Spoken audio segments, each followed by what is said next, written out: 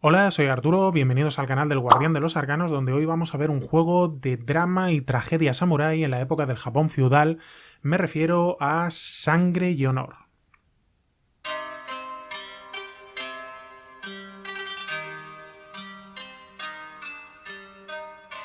Sangre y Honor es un juego escrito por John Wick, de su empresa John Wick Presenta, que sabéis que últimamente ha quebrado, ya ha pasado a formar parte de Chaosium, y es un juego de ese estilo narrativo, un juego que se quedaría a medio camino entre un story game y un juego de rol.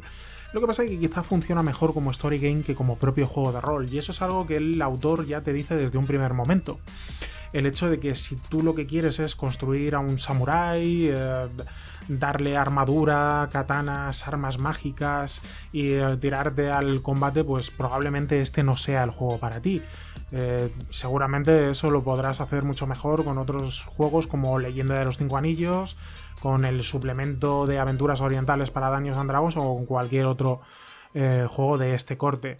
Este es un juego que lo que va a buscar y lo que realmente le interesa es el hecho de buscar el drama, la tragedia, las emociones humanas dentro de este escenario de campaña que es el Japón feudal de la época Shogun, del shogunato de Edo, de los enfrentamientos entre los diferentes señores feudales, y que es algo que logra con una serie de mecánicas muy dirigidas hacia la narratividad y muy dirigidas hacia la improvisación. Realmente estamos ante un juego, sobre todo en esta época en la que estamos viviendo, muy dado a la improvisación, muy dado a la no necesidad de tener nada preparado, de poder ponerte a jugar con él inmediatamente y dejar que sea la mesa por completo, tanto el director de juego como los propios jugadores, los que creen la trama que se vaya a desarrollar durante el juego.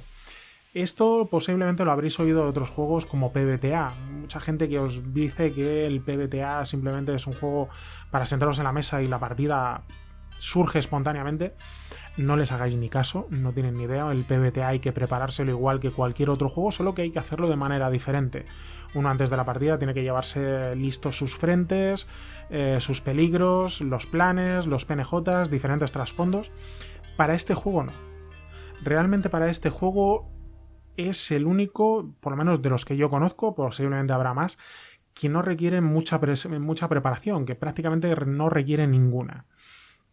Y lo repito, de los PBTA, quien nos vaya diciendo eso de que las partidas surgen espontáneamente, hacedle poco caso. Bueno, este juego escrito por John Wick nos va a situar en un Japón feudal no necesariamente histórico, porque este libro tiene 180 páginas en tapa blanda, está a dos tintas, en blanco, negro y rojo. Si queréis verlo, así se ve por dentro. Lo cual como diseño gráfico es un poco lioso porque aunque tiene ilustraciones muy bonitas y está bien maquetado, realmente el hecho de encontrarte con todo dividido en los textos iniciales en color rojo, el texto en negro, todo seguido, la verdad es que te da una sensación extraña porque es difícil diferenciar los apartados de los subapartados, de los subíndices. Si hubiera agradecido el hecho de que pusieran números, ¿sabes? El 1 punto tal, 1.1, 1.a, 1.ab, tal, hubiera sido un poco más ordenado, porque sí que queda un poco difícil de leer, ¿vale? Pero bueno, el juego, a pesar de ser un juego narrativo, un juego de corte narrativo, todo esto son reglas.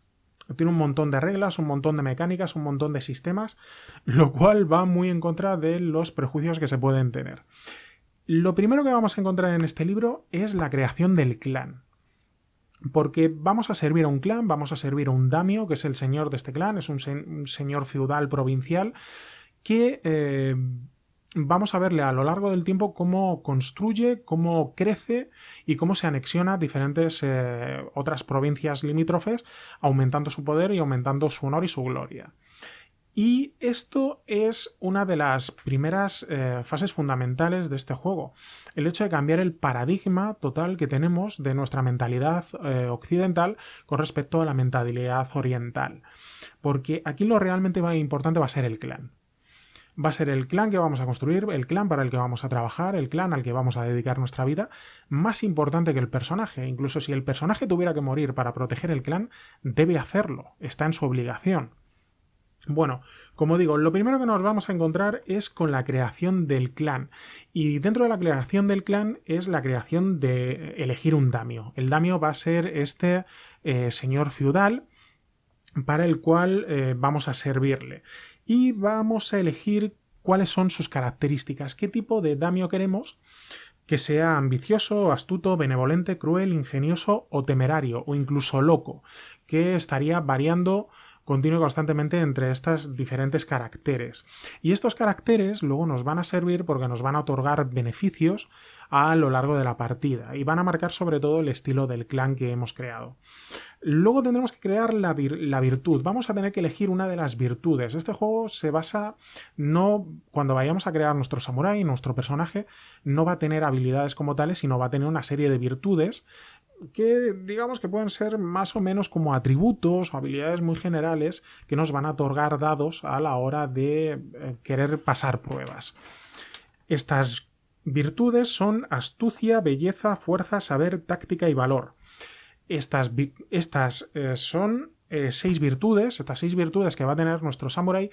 Vamos a elegir una que es la que va a ser característica del clan y que nos va a otorgar un dado extra para dicha virtud para nuestro propio samurái. Tendremos que elegir las construcciones, porque sí, vamos a tener construcciones y vamos a tener que decidir cuáles son, de qué manera están construidas y luego cómo las vamos a ir aumentando de rango para que dentro de esas construcciones se nos otorguen otros beneficios a lo largo de la partida. Esto es una parte muy interesante del juego, porque como digo, nuestro señor va a ir creciendo, va a ir anexionándose otras provincias y vamos a ir construyendo diferentes construcciones del estilo del arrozal, que es donde se produce el arroz, que es la piedra fundamental del Japón feudal, cuarteles, destilerías, dojos, escuelas de sumo, granjas de gusanos de seda, y todo eso va a tener una importancia crucial a lo largo de cómo se van a desarrollar las aventuras, porque en el juego, si por ejemplo vamos creando únicamente cuarteles con esa mentalidad de necesitamos guerreros para ir a la guerra y para luchar contra otras, bueno, a nuestro daimyo se le va a considerar un paleto, puesto que no tiene escuelas de geishas ni granjas de gusanos donde se creen ricos ropajes de seda. Entonces todo eso, todo ese tipo de diferentes situaciones va a haber que jugar con ellas, va a haber que conjugarlas para que nuestro señor adquiera ese honor y esa gloria que es para la cual realmente estamos trabajando. Y todo eso va a haber que tenerlo en cuenta a la hora de que se produzcan las diferentes estaciones a través de las cuales vamos a poder decidir qué es lo que se construye, qué es lo que no se construye o en dónde empleamos nuestro tiempo. Bueno, lo siguiente sería elegir un aspecto. Vamos a elegir 4 aspectos para el clan que pueden ser invocados a nuestro favor para otorgarnos beneficios o también forzados en nuestra contra. John Wick, desde un primer momento en este libro, hace referencia a diferentes reglas existentes en Fate. Fate, sí, como habéis visto algún vídeo anterior mío, ya dije que se creó en 2003. Este libro, a pesar de que ha sido publicado mucho más recientemente aquí en España por parte de No Solo Roll, es del año 2010, ya tiene unos añitos, por lo cual coge las primeras versiones de Fate y utiliza diferentes sistemas y mecánicas del mismo, como la invocación de aspectos, el forzado de aspectos y luego el hecho de marcar heridas como consecuencias también en forma de aspectos. Vale, para que lo tengáis en cuenta que es prácticamente la misma mecánica, la capacidad de invocar y forzar estos aspectos.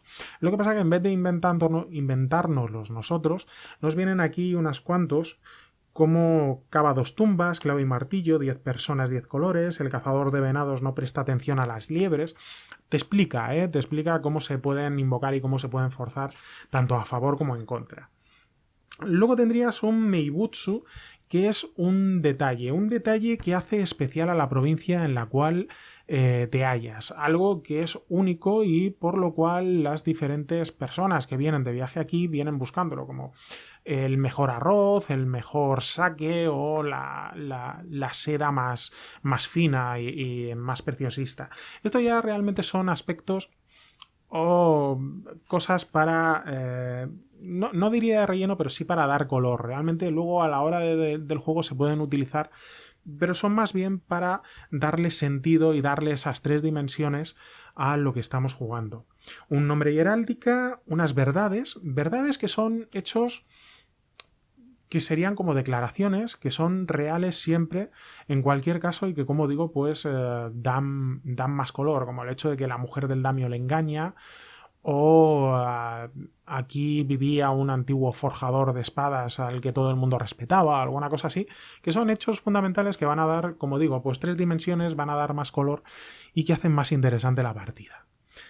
Como veis, la creación es bastante sencilla, pero es muy completa y que luego a lo largo del juego vamos a poder desarrollarla y nos va a dar muchas ayudas y muchas pistas para poder proseguir el juego.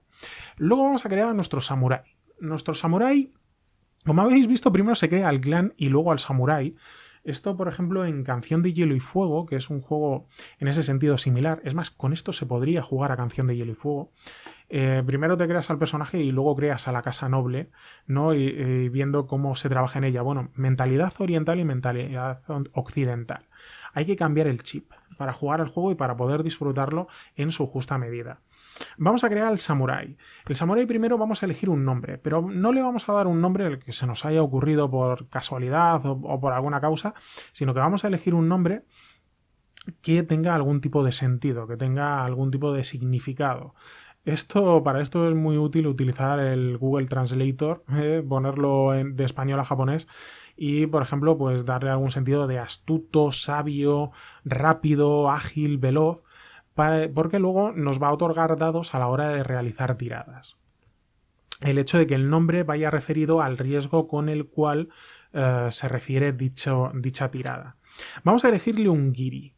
El giri aquí lo podríamos asemejar a profesión en la mentalidad occidental, pero volvemos a lo mismo, mentalidad occidental, mentalidad oriental. El giri en japonés es deber. Es el deber que tenemos para con el clan, para cómo nos vamos a relacionar con él, qué es lo que nosotros podemos ofrecer, qué es lo que nosotros somos de valor para el clan. Este giri no es una profesión, no se nos va a pagar por realizar esta profesión. No es un deber que nosotros tenemos que realizar una serie de horas al día y luego nos vamos a nuestra casa y nos olvidamos. No, el giri es el deber que tenemos con el clan, nuestra obligación, nuestra responsabilidad y, como digo, va mucho más allá. El hecho de que prácticamente es tu vida. Este giri aquí se nos refiere como el atamoto, que es el general, el kaisaku, que es el ejecutor, el espadachín al servicio del daimyo, el karo, el senescal, que es el que mantiene las tierras, las fianzas, lleva el castillo del daimyo, el oniwawan, que es el jefe de espías. Esto debería recordaros a la araña de Canción de Hielo y Fuego. El Onmoji, que es el consejero espiritual, el Takumi, que es el cortesano, que es el que se encarga de que la corte sea elegante y refinada y crea obras de arte, y el Yojimbo, que es el guardaespaldas, vamos, poco más o menos que el matón. Estas profesiones, como digo, estos giris, estos deberes, luego también nos van a dar dados a la hora de realizar los diferentes riesgos que ahora explicaremos en el sistema de juego. Luego tendremos las virtudes. Tenemos 6 virtudes, como he dicho antes, que son astucia, belleza, fuerza, saber, táctica y valor, y que cuando sean referidas a la hora de realizar una tirada nos otorgarán los dados que tengan como rango. Estos rangos vamos a distribuirlos de la siguiente manera. Vamos a tener una A +4, otra 3, otra 2 y otra será un defecto y no nos otorgará ningún dado. Después de las virtudes elegiremos aspectos. Ya hemos dicho que el clan va a tener 4 aspectos. 4 aspectos que habríamos elegido. Pues bueno, de esos 4 aspectos vamos a poder elegir 2 para nuestro samurái, por lo cual es importante que cuando la mesa se reúna para decidir esos 4 aspectos, digamos que maquine la forma en la que se puedan beneficiar todos. Después tendremos honor y gloria. Comenzamos con 2 puntos de honor. El honor funciona de una manera muy similar a la de los comodines. Cada samurái que esté en la mesa va a poner 2 puntos de honor dentro de una reserva grupal, y cuando vaya a realizar tiradas puede sacar un punto de honor que le otorgará un bonus de dados para su reserva a la hora de realizar tiradas. La gloria funciona de otra manera. Cada uno va a comenzar con gloria 1, que le va a dar una reputación por la cual se le conoce. Si es un buen duelista, si es una persona sabia, si crea obras de arte prodigiosas, y que va a tener una serie de rangos. Normalmente pues, empezará en rango 1 y ese rango le otorgará dados a la hora de realizar tiradas relacionadas con esa reputación. Después tenemos las ventajas. Las ventajas que se nos otorgan aquí, una serie de ventajas como forastero, grande, inquebrantable, irreprochable, juramento de sangre. Bueno, una serie de ventajas que no dejan de ser aspectos o casi proezas que nos van a otorgar un bonificador o una ventaja, no necesariamente un bonificador, una ventaja en alguna cuestión particular. Y por último, la edad del personaje. Esta la tiraremos un dado de 6 y nos la apuntaremos en la parte de edad. Evidentemente esta no es la edad, sino son los puntos de edad.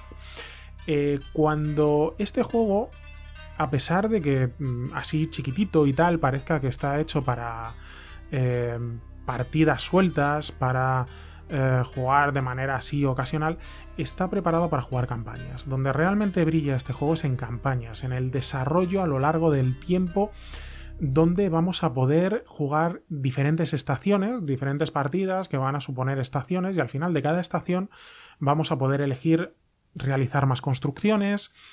Va a aumentar la edad del personaje. A este dado de 6 vamos a ir añadiéndole otro dado de 6 y cuando el valor total llegue a 60 pasaremos de una estación a otra, de una estación dentro de la vida. Empezamos en primavera, pasaremos a verano, a otoño y a invierno, y una vez que se cumplan los 60 puntos de invierno, el personaje habrá muerto, y lo que estará marcando no es tanto la edad en números como la edad de una forma mucho más práctica, ¿no? En términos de estaciones. Bueno, y aquí tendríamos ya realizado por completo nuestro samurái. Nuestro samurái con todos y cada uno de sus aspectos. Ahora vendría a explicar el sistema. Y el sistema es la madre del cordero porque realmente va a marcar la diferencia que supone este juego y el hecho de que sea un juego que requiera tan poca preparación para ponerse a jugar. Nos vamos a basar en un sistema donde vamos a tener una reserva de dados de 6 que nos van a venir dada por nuestro giri, que si el giri, es decir, el deber, se acomoda al riesgo que vamos a correr, pues nos otorgará 3 dados. La virtud que tenga que ser referida al riesgo que estamos corriendo por el rango que tenga. Ya sabéis, una A4, 2 A3, 2 A2 y una que es un defecto que no nos otorgará ningún dado en particular. El nombre del clan sí tiene algo que ver, pues por ejemplo el clan es ágiles de pies y estamos corriendo, pues nos otorga 2 dados. El nombre del personaje, en el caso de que se refiera también al riesgo que vamos a correr, nos otorgará un dado. Los diferentes aspectos, por la función que tengan estos aspectos, cada uno de ellos, y otros como, por ejemplo, gastar un punto de honor. Como he dicho, se va a hacer un fondo común con 2 puntos de honor por cada samurái, que sacándolo nos otorga 4 dados para la reserva que vayamos a tirar, o que tengamos equipo de calidad, o que se haya marcado al oponente o se gaste gloria. Lo de marcar al oponente es por las heridas. Cuando un oponente tenga una herida, se le puede dar nombre a esa herida que te va a otorgar dados y a él le va a otorgar honor. Bueno, el sistema funciona de una manera bastante sencilla. Vamos a lograr, como he dicho, cogiendo dados de una parte y de otra, dados de 6, haciendo un fondo común, y ese fondo lo vamos a lanzar y si la suma es de 10 o más, obtenemos el privilegio. Obtener el privilegio no significa tener éxito, ¿vale? Esto es bastante importante sobre lo que se refiere al juego. Obtener el privilegio significa que tú eliges qué es lo que va a suceder. Que si tienes éxito tú, o no lo tienes, o empatas, o como quieras. Si sacas 9 o menos, entonces es el narrador el que obtiene el privilegio y es el que va a decidir qué va a pasar. Lo repito. El narrador puede elegir que tengas éxito, que no lo tengas, que empatas o que ocurre cualquier otro tipo de cosa. Ahora bien, nos vamos a juntar con reservas de muchos dados. nos podemos juntar una reserva de 7, 8, 9, 10 dados. Entonces tirar 10 dados de 6 para una dificultad de 10 es bastante estúpido. Por lo cual lo que vamos a realizar son apuestas. Vamos a guardarnos dados. Vamos a decidir, por ejemplo, que de esta reserva de dados que tenemos, pues nos vamos a guardar la mitad y solo vamos a tirar la mitad. Entonces, si tenemos éxito y por lo tanto obtenemos el privilegio, vamos a poder gastar las apuestas realizando declaraciones. Esto no os preocupéis, que os lo voy a explicar con un ejemplo bastante sencillo, ¿vale? Bueno, imaginaos que se ha detenido a un espía en la casa de vuestro señor, de vuestro daimyo, y este os envía a interrogarlo. Vosotros sois el Oniwaban, el jefe de espías, y os dirigís ahí a la mazmorra, a los calabozos, para interrogar a este espía que ha sido detenido por allí husmeando dentro de la casa. Entonces, como vosotros sois bueno, esto lo que significa es que vais a correr un riesgo de astucia. Vais a tener que realizar una tirada para ver si conseguís sacar la información o no, lo cual es un riesgo de astucia. Este riesgo de astucia lo que significa es que vais a coger la virtud astucia y vais a coger tantos dados de 6 como el rango que tengáis en esa virtud. Imaginemos que nuestro Oniwaban tiene astucia 3. Por lo cual significa que tiene 3 dados para meter en su reserva. Además, es el Oniwaban, que es el jefe de espías, lo cual le otorga otros 3 dados porque su giri se refiere o está relacionado con el riesgo que se va a correr. Ya tendríamos 6 dados. Y además su nombre se llama Nukemenonani. Esto lo he buscado en el traductor de Google y según dice en japonés significa astuto. Por lo cual, como su nombre de samurái está referido al riesgo que se va a correr, que es un riesgo de astucia, nos otorga otro dado. Luego no tenemos ningún aspecto ni ninguna otra cosa referida que nos pueda otorgar más dados. Podríamos hacer un gasto de un punto de honor para obtener otros 4 dados, pero como tiene ya 7 dados, decide que no lo va a gastar. Entonces estos 7 dados, él dice, pues bueno, tirando 7 dados va a ser muy fácil sacar 10 o más. Por lo cual lo que voy a hacer es tirar 4 dados y guardarme 3. Voy a lanzar única y exclusivamente 4 dados y 3 dados me los guardo como apuestas. Entonces tira los 4 dados y imaginaos que tiene 6, 4, 1, 1. Pues eso suma 12, que es 10 o más, por lo cual obtiene el privilegio. Y él, como tiene el privilegio, decide qué es lo que va a pasar. Y decide que logra hacerle hablar y que efectivamente es un espía. Ahora tiene sus 3 apuestas y con esas 3 apuestas él va a decidir cuál es la trama, cuál es el curso a seguir, qué es lo que va a ocurrir, por dónde va la historia. Su primera apuesta es que le va a confesar este espía que ha sido enviado por un daimyo rival. Su segunda apuesta es que la misión con la que le han enviado es para analizar las defensas. Y la tercera apuesta es la causa de que le hayan enviado, porque va a haber un próximo ataque de este daimyo rival y quiere cerciorarse de cuáles son los puntos flacos, los huecos por los cuales puede penetrar y puede causar más daño. Bueno, como habéis visto, todo esto es inventado por el propio jugador. El jugador es el que va a decidir qué es lo que pasa, es el que va a decidir la trama y por tanto el que va a construir la aventura, el que va a construir la historia. Esto es lo que realmente lleva al hecho de que no necesite preparación, porque se va a crear en la mesa, se va a crear entre todos. Evidentemente, si el jugador en ese momento no tiene una buena idea que desarrollar por la propia partida, pues alguien le puede ayudar, pueden surgir ideas por parte de todos para construir, como digo, una buena trama, una buena historia que llevar a cabo. Este sería un riesgo simple, un riesgo enfrentado, donde se enfrentasen, por ejemplo, 2 jugadores, lo que llevaría es a que ambos iban a hacer lo mismo, van a juntar sus reservas de dados, van a decidir cuántos van a tirar, cuántos se guardan como apuestas, y los van a lanzar. Entonces el que obtenga mayor valor va a obtener el privilegio y se va a guardar todas sus apuestas, mientras que el que pierda, el que obtenga menos valor pero haya obtenido 10 o más, se va a guardar la mitad de sus apuestas. Entonces el que obtenga el privilegio va a decidir qué es lo que ocurre y se va a gastar su primera apuesta. Luego vendrá la primera apuesta del otro jugador. luego la segunda apuesta del primer jugador, luego la segunda apuesta del otro jugador, y así intercambiándose el uno al otro. Pero evidentemente, como el que ha perdido tiene la mitad de apuestas, normalmente suele ser menos. Esto es interesante porque los combates se resuelven de una manera similar, mediante riesgos enfrentados. Aquí venimos a uno de los grandes defectos del juego, que es el combate. John Wick desde un primer momento dice que este no es un juego de combatir. Ya lo dice desde un primer momento, si tú lo que quieres es crearte a un samurái para liarte a tortas por ahí, hay otros juegos mejores, tienes la Leyenda de los 5 Anillos, Suplemento de Aventuras Orientales para Dungeons and Dragons, cualquier otro juego. Este juego el combate tiene que ser mínimo y tiene que ser para cosas muy particulares. Por ejemplo, para un duelo entre samuráis, que sería el cenit del enfrentamiento o de alguna trama que se esté desarrollando. Lo demás realmente no interesa.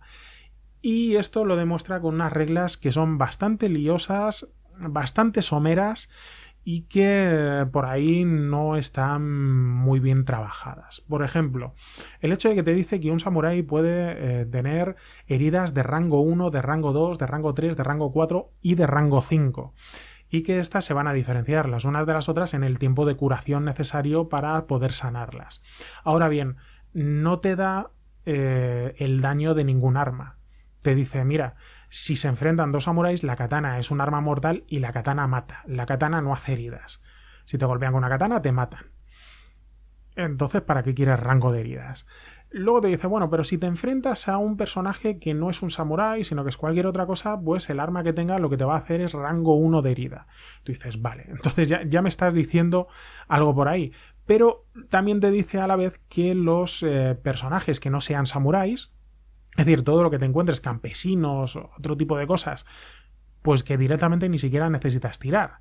Que tú eres un samurái, eres un guerrero definitivo, simplemente le señalas con el dedo y dices, mato a este. Lo has matado. Por lo cual, como veis, hay ciertas diferencias de criterio y cosas que chocan las unas contra las otras y que no tienen bastante sentido dentro del capítulo de combate. Aún así se pueden hacer cosas muy interesantes. Como digo, el combate sería un riesgo enfrentado. Un riesgo enfrentado entre el samurái que lleva el jugador y, por ejemplo, el samurái que tendrías que llevar tú, el director de juego. Os pongo un ejemplo de una partida que he jugado. El daimyo, nuestro daimyo, el daimyo de los jugadores, les manda a una pequeña zona regional dentro de su provincia porque el señor local no está enviando el koku y la seda que debería haber enviado como tributos.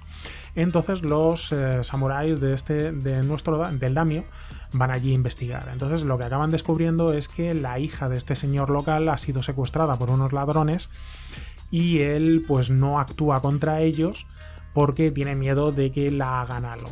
Entonces, después de estar buscando por allí, de tratar de encontrarles, se acaba descubriendo que el ladrón jefe que lleva a estos ladrones pues es un samurái de un daimyo rival que está por allí malmetiendo para tratar de provocar un levantamiento.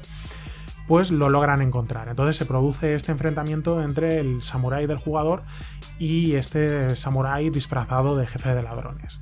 Entonces se tiran los dados, el samurái jugador logra el privilegio y decide que pierde, que va a perder el combate. Como veis, obtener el privilegio no significa tener éxito, sino significa decidir qué es lo que va a ocurrir. Él decide que va a perder y que además va a perder de una manera fácil, ridícula y muy rápida. Y gasta su primera apuesta. Y dice, como he perdido de esta forma tan ridícula y tan rápida, él ni siquiera considera matarme. No ve ningún honor en acabar con mi vida. Le llega el turno al samurái este disfrazado de ladrón, que controla el director de juego y dice, pues bueno, pues lo que hago es que como no le considero un rival digno, le quito su espada, que es una espada familiar, antigua, de una muy buena calidad. Entonces el otro samurái le quedan dos apuestas y con ellas decide, lo primero es que no me toma en serio, quiere burlarse de mí y quiere seguir burlándose de mí en el tiempo, por lo cual me va a llevar cautivo.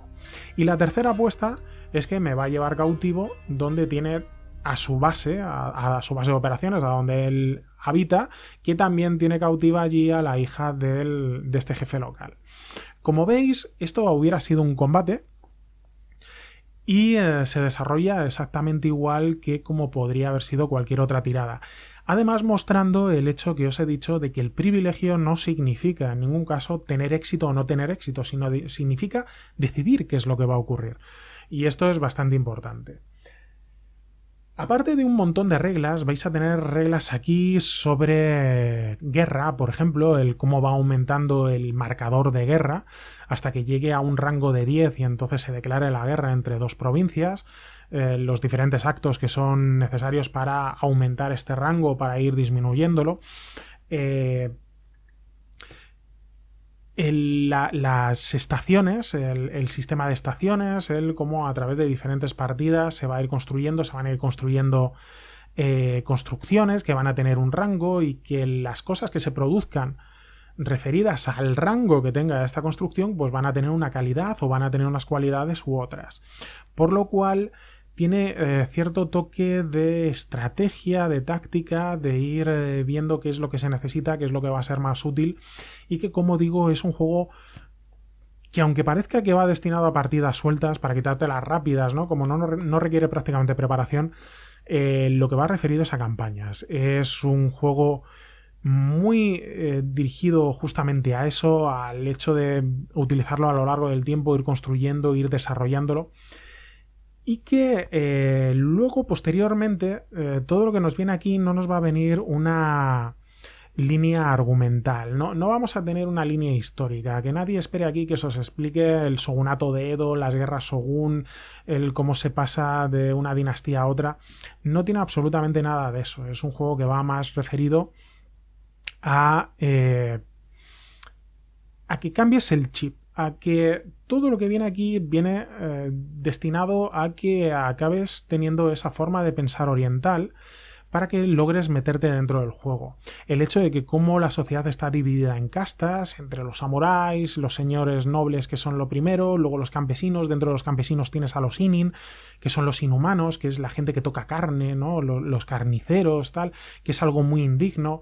Incluso el samurái no puede tocar sangre, por eso el corte cuando mate a alguien tiene que ser muy limpio para que no le salpique, y el hecho de que le salpicara pues va a requerir de una purificación, de una serie de rituales para poder limpiarse él pues de manera casi espiritual. Todo ese tipo de cosas que vienen muy bien reflejadas y muy bien indicadas para, como digo, marcar el sentimiento, el sentido y la forma de pensar orientales. Luego tenemos la dirección de juego. El capítulo de dirección de juego no solo tiene dirección de jugadores, también tiene dirección de narrador.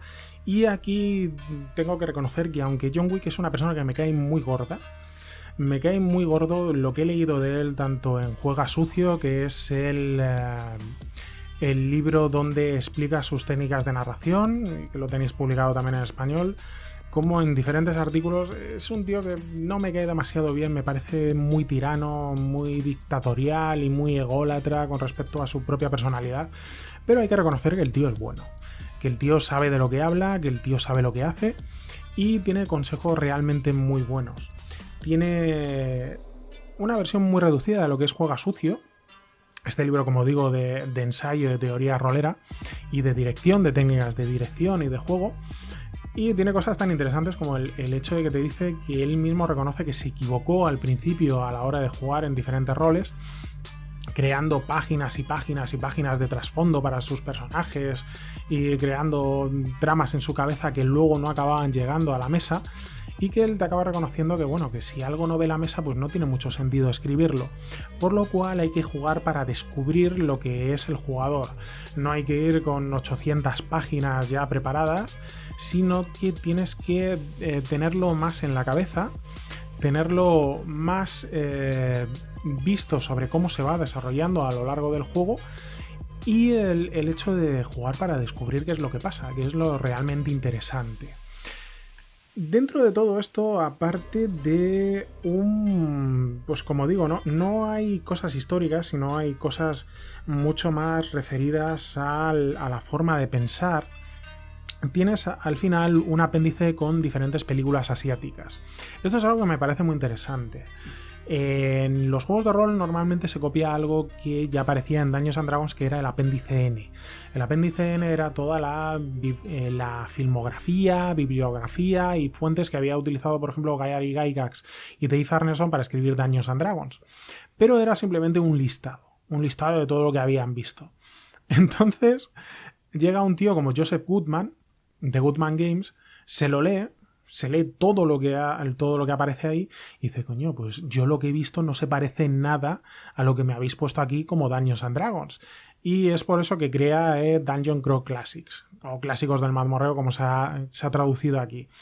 Porque él lo que acaba sacando, o en lo que se acaba fijando, son puntos particulares muy diferentes a lo que se había fijado Gygax y Arneson. Bueno, aquí lo realmente bueno es que cuando te pone estas películas y te dice, pues mira, yo para fijarme en la cultura oriental, en la cultura japonesa, en la cultura de samuráis, en lo que me he fijado son en estas películas. Y me he fijado en ellas por esto, y que se pueden utilizar dentro del juego de esta y de esta manera. Eso me parece que tendría que ser esencial en cualquier persona que escribiera un juego de rol. No vale con poner la filmografía, no vale con poner la bibliografía, sino explícame por qué la estás poniendo. ¿Qué es lo que has visto en ese particular y qué es lo que te lleva a utilizarlo de esa manera en el juego de rol que me estás tratando de vender o que estoy tratando de leer? Me parece realmente interesante. Bueno, por lo demás tenéis un juego que está muy bien hecho. Como digo, yo quizá lo hubiera maquetado de una manera diferente porque es un poco pesado de leer tanto título rojo con texto negro, así un poco de seguido. Se hace un poco pesado. No me parece la mejor forma, pero de todos modos está muy bien hecho. Las ilustraciones son preciosas. El libro merece mucho la pena. Como os digo, aunque tenga la pinta de que parece que es un juego dirigido, destinado para partidas sueltas, este es un juego para jugar campañas, que es donde va a lucir. Ponerte una hoja en blanco, ir creando tu provincia, poniendo las diferentes construcciones que vas realizando, cómo se van ampliando, cómo van aumentando de rango, las provincias limítrofes con las que vas a entrar en guerra, el rango de guerra o de conflicto que tienes con cada una de ellas, las personas fundamentales dentro de cada una de estas provincias. Todo eso desarrollarlo a lo largo de diferentes estaciones, viendo cómo crece, viendo cómo aumenta de edad y cómo aumenta de rango tu propio samurái y tu propio daimyo. Todo ese tipo de cosas que son realmente interesantes y que le dan el sentido al juego. Como digo, es un juego que se queda a medio camino entre un story game y un juego de rol, solo que por las mecánicas que tiene funciona mejor como story game que como juego de rol. Si lo que queréis es jugar con un samurái, si lo que queréis es guerra, batalla, darle armaduras, armas, tal, este no es vuestro juego. Si lo que queréis crear una historia, si lo que queréis es jugar para descubrir qué es lo que va a pasar, si tenéis inquietud en ir desarrollándolo a lo largo del tiempo y esa idea de poder iros a casa, ocurriros una idea genial para luego poder llevarla al juego, este es un juego perfecto para ese estilo de juego. Muy recomendable y sobre todo, como digo, para tenerlo, para ir desarrollándolo a lo largo del tiempo y la facultad que tiene de requerir tan poca preparación. Se puede jugar en cualquier momento y dependiendo evidentemente de la mesa y de la proactividad de toda la gente que esté en la mesa, va a dar para mucho juego. Bueno, espero que os haya gustado el vídeo. Ya sabéis, si os ha gustado, si queréis ver más vídeos como este, dadle al botoncito de suscribirse o podéis seguirme a través de las redes sociales, especialmente en Twitter, @arcanosguardian. Muchas gracias por seguirme, sigan jugando y nos vemos en el siguiente vídeo.